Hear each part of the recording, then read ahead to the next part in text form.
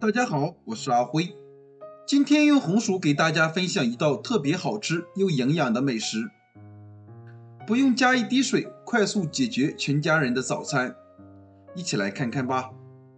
首先，我们把红薯去皮，红薯要选这种紫皮红心的，这种红薯的味道比较甜，而且非常的软糯。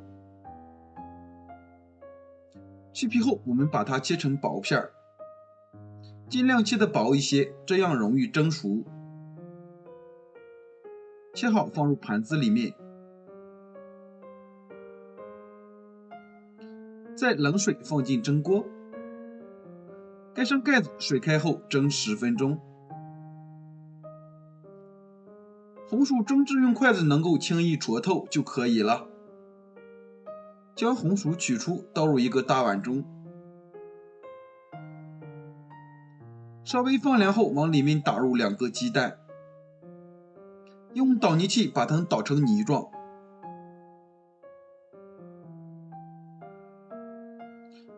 捣成像这种细腻无颗粒的状态就可以了。这会儿往里面加入2勺白糖、2勺面粉，再加入1勺糯米粉。然后用筷子把它搅拌均匀，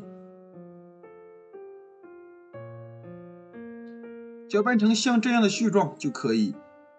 再往里面加入适量的玉米油，加油揉面的时候不沾手，然后下手把它揉成面团。这个面团我们可以提前1天晚上揉好，放冰箱冷藏保存，第2天早上起来直接就可以操作了。揉成像这样偏软一点的面团就可以。下面我们揪起一块面团，用手捏一下，把它捏紧实一点，再把它搓成一个丸子，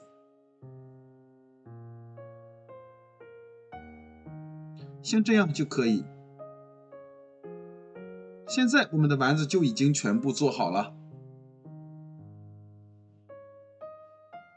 接下来电饼铛预热，倒入适量的食用油，用刷子刷均匀。下面把丸子一个一个的放进去，注意放的时候要保持一定的距离，方便我们后面的操作。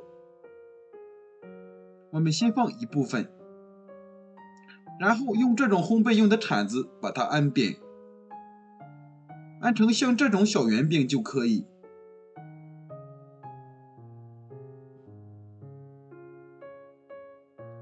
全部做好以后，把圆饼移到一边。这会儿我们就可以继续放丸子了，放刚好1锅就可以了。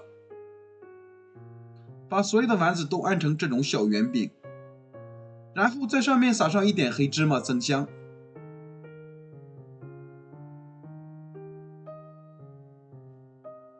撒好以后，再用铲子按压一下，使芝麻和小饼完全融合。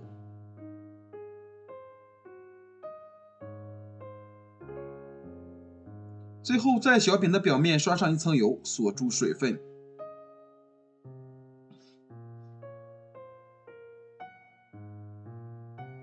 盖上盖子，先烙6分钟。时间到了，我们看一下，哇，真香啊！金黄金黄的，表皮看起来非常的酥脆，像这样就可以出锅了。装入盘中。